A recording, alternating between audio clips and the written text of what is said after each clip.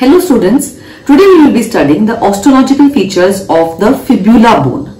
Now fibula is a typical long bone and it is the lateral bone of the leg. It is homologous with the ulnar bone of the forearm. Now let us first see how fibula gets its name. Fibula is a Latin word which means pin, rightly so because it looks like a long pin-shaped bone. Now when we are saying that it is a typical long bone, it has got an upper end, a shaft and a lower end. Upper end has got an expanded tetrahedral shaped head, a styloid process and a narrow neck.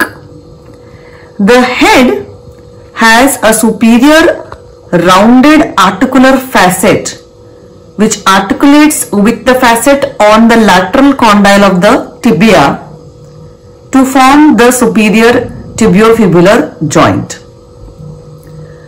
Posterolaterally, the head shows a projection upwards and that is the styloid process. Then comes the narrow neck. We then go on to see features of the shaft. The shaft has got 3 prominent borders and 3 surfaces. This here is the anterior border. Exactly opposite the anterior border is the posterior border. This here is the posterior border. Another sharp border which we see is the medial border or the introitious border. So 3 borders: anterior, posterior and medial border. Just behind the upper part of the medial border is another border which is called as the medial crest.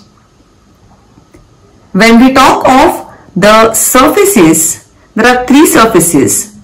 Between the anterior and the medial border, we have the anteromedial surface, also called as the extensor surface.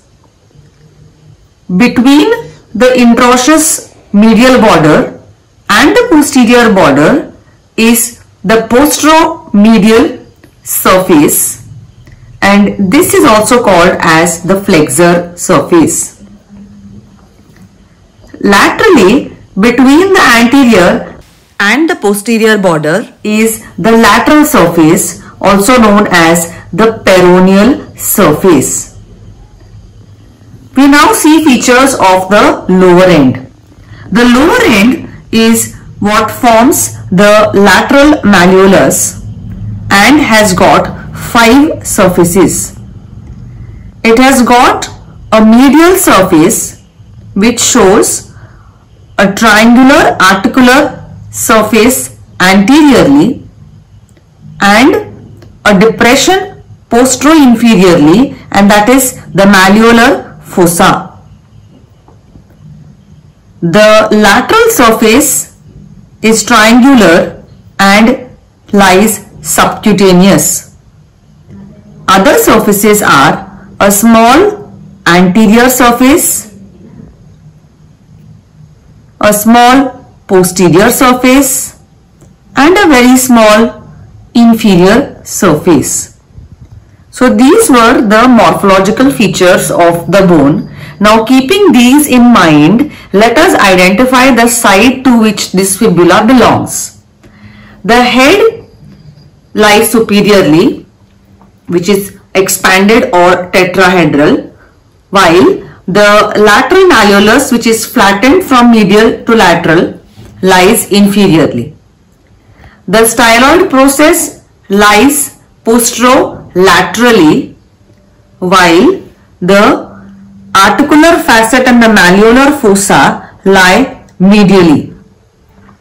For anterior and posterior, again we look at the medial surface of the lateral malleolus and the triangular articular facet should be anterior, while the malleolar fossa should lie postero-inferiorly.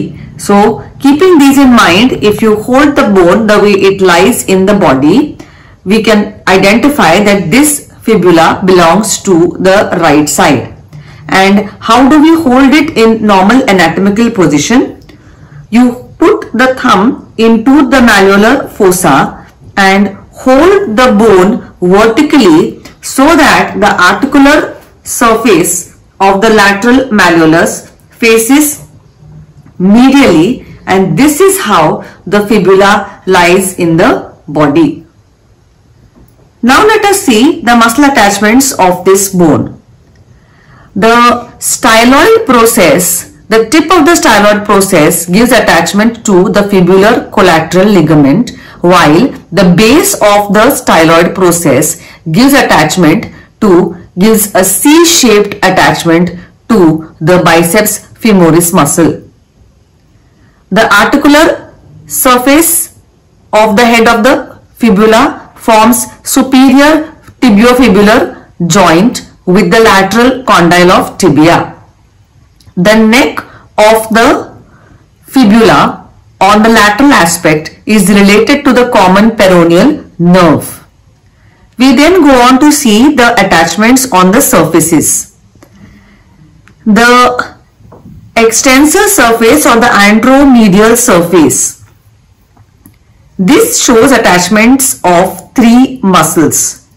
The upper 1/4 and the anterior part of the middle 2/4 gives attachment to extensor digitorum longus. The posterior part of the middle 2/4 gives attachment to extensor hallucis longus, while the inferior 1/4 gives attachment to peroneus tertius. So three muscles attached here: extensor digitorum longus, extensor hallucis longus, and peroneus tertius. We then go on to see attachments on the lateral or the peroneal surface. The upper 1/3 and the posterior half of the middle 1/3 give attachment to peroneus longus. The anterior half of the middle 1/3 and the entire lower 1/3 give attachment to peroneus brevis. So two muscles attached here, peroneus longus and peroneus brevis. We then move on to the posteromedial surface or the flexor surface. The upper 1/4 gives attachment to the soleus. Below this, the entire surface can be divided into two parts by an imaginary vertical line. The part which is nearer to the interosseous membrane gives attachment to the tibialis posterior, while the part away from the interosseous membrane gives attachment to the flexor hallucis longus. These were the muscle attachments of the fibula. What are the joints formed by this bone? This bone forms four joints. It forms three tibiofibular joints with the tibia. Those are the superior tibiofibular joint, the middle tibiofibular joint, which is the interosseous membrane itself, and the inferior tibiofibular joint. The superior tibiofibular joint is a plain synovial type of joint. The middle tibiofibular joint, the interosseous membrane, is a syndesmosis. Similarly, the inferior tibiofibular joint is also a syndesmosis.